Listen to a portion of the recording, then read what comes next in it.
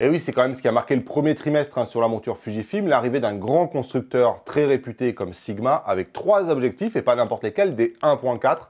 Donc on a un 16 mm 1.4, un 30 mm 1.4 et un 56 mm 1.4 à des prix canons, dans des formats canons et des poids canons. Donc de mémoire, les prix c'est 429 €, 399 € et 429 €. Ces objectifs-là, j'ai pu vous les tester complètement. Je vous ai fait une vidéo complète, allez la voir, je vous la mets en description si vous ne l'avez pas vue. Dans cette vidéo-là, on a vu que on n'avait rien à leur reprocher en termes de piqué. C'était quasiment ce qui se fait de mieux en termes de contrôle de la diffraction, des aberrations, du flair. Et tout simplement, quand on compare le piqué de ces objectifs-là avec le piqué des autres objectifs pour monture Fujifilm, que ce soit les anciennes générations Fujifilm ou les Viltrox, bah ce Sigma, il fait toujours mieux que tout le monde, y compris en qualité de bokeh. Donc on est déjà sur une base qui est vraiment excellente, qu'on a vu dans la précédente vidéo. Il n'y a vraiment que les nouvelles générations de chez Fujifilm, et notamment le 33 mm 1.4 que vient de sortir Fuji, qui est capable de faire mieux que ces Sigma, où là vraiment on voit pourquoi on a un intérêt à payer plus, même s'il faut payer 2 fois plus, hein, c'est pas rien. Il y avait quand même un truc que j'avais pas pu vous tester entièrement, c'est l'autofocus, tout simplement parce que j'avais pas un firmware final. Et depuis, j'ai pu les mettre à jour parce que ces objectifs-là, c'est du natif Fujifilm. Sigma paye une licence à Fujifilm et donc ils sont vraiment traités comme du natif. C'est-à-dire que vous pouvez faire une mise à jour comme vous feriez une mise à jour d'un objectif Fujifilm. Donc j'ai mis la mise à jour dans le boîtier qui a mis à jour l'objectif et ça marche très très bien. Donc maintenant, je peux vous donner qu'est-ce que ça vaut en termes autofocus. Alors, il y a quand même un rappel à faire qui me semble avoir quand même tout son sens. C'est que ces objectifs-là, ils n'ont pas été faits 100% pour Fujifilm. Non pas que ça soit néfaste, c'est juste que ce n'est pas des objectifs que Sigma a sortis il y a 6 mois. C'est des objectifs qui ont 2, 3, 4 ans. Et Sigma, forcément, comme tout le monde, comme tous les constructeurs, a évolué depuis. Et je trouve que l'autofocus de ces objectifs-là n'est pas aussi irréprochable que les dernières générations. Tout simplement parce que c'est des objectifs qui ont déjà 3-4 ans sur les autres montures.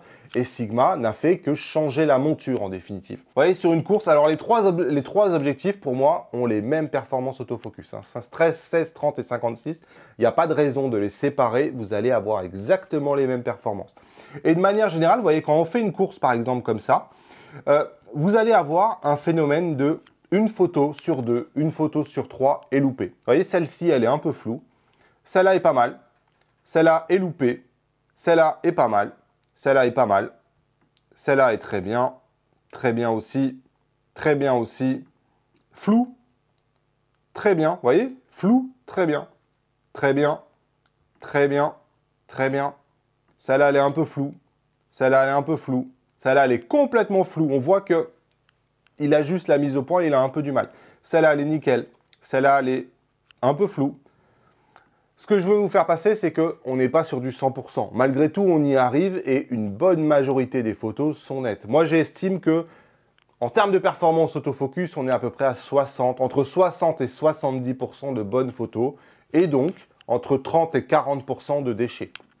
C'est une performance qui en fait pour moi un bon autofocus, mais pas non plus un autofocus qui peut être jugé comme capable de tenir par exemple dans des situations extrêmes ou dans des situations de sport. Clairement, pour le prochain XH2 qui va être un appareil photo orienté sport, je ne suis pas sûr que ce soit les meilleurs objectifs et il vaudra mieux privilégier les nouvelles générations de chez Fujifilm. Pour autant, cet autofocus-là, pour moi, fait mieux en termes de performance que ce qu'a sorti Viltrox et fait mieux en termes de performance que toute l'ancienne génération de Fujifilm. Pour moi, c'est supérieur. On peut aller par exemple sur du 56 mm et on va retrouver à peu près le même scénario. Et vous voyez, je le fais courir. Hop. Donc là, cette photo-là, elle est loupée. Vous voyez, elle est complètement loupée. On n'a rien qui est vraiment net. Celle-là, elle est loupée aussi. Là, ici, elle est nickel. Là, elle est loupée. Loupée. Loupée. Là, ça passe. Là, c'est nickel sur les yeux. La suivante, déjà, elle est loupée. Loupée. Complètement loupée. Là, c'est tout flou. Il met un moment à récupérer. Celle-là, elle est nickel sur les cils et sur les yeux. Et la suivante, elle est déjà loupée. Et la suivante, elle est très bien. Vous voyez, on voit clairement un autofocus qui est en train de faire son boulot, mais qui galère un peu. Donc voilà, en termes autofocus, c'est pas mal. Ça fait très bien le job, notamment par rapport à l'ancienne génération ou par rapport au Viltrox, mais c'est pas non plus absolument parfait. Donc ça, c'est en photo. Et en vidéo, bah, finalement, vous allez avoir à peu près le même phénomène, sauf que c'est probablement plus gênant en vidéo parce qu'on a vraiment des nets mouvements de pompage. Je vous laisse regarder, hein, mais vous voyez, en photo, on voit bien cette alternative net, flou, net, flou. Là, on l'a vraiment en vidéo, on voit du pompage qui est quand même assez présent. Et à la fin, je lui demande de se tenir assez... Je lui demande de plus bouger. Vous voyez, malgré le fait, on va avoir quand même quelques pompages.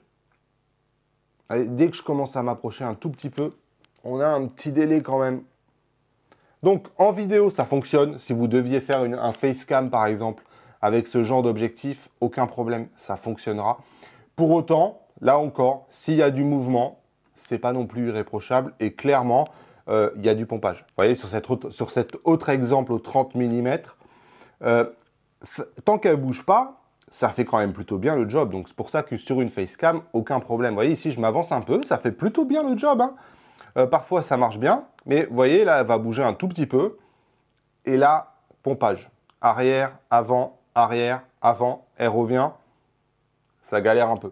Alors, est-ce que ça peut être amélioré encore par du firmware ou pas? J'en sais rien. J'ai quand même fait une recherche parce que, comme je vous disais, ces objectifs-là, bah, ils existaient pour les autres montures. Donc, clairement, je suis allé voir un peu, notamment sur du Sony, où je sais que l'autofocus est plus fiable que les boîtiers Fujifilm. Je suis allé voir un peu ce qu'en disaient les reviewers. Et j'ai trouvé, par exemple, les numériques qui disent « Il n'offre pas la rapidité et l'accroche d'une motorisation ultrasonique. Il s'est néanmoins avéré performant. » Et j'ai trouvé sur Optical Limits l'autofocus est moyen pour un hybride moderne, n'empêche qu'il est plutôt rapide, il ne fait pas de bruit et il est plutôt précis et je suis assez d'accord avec eux.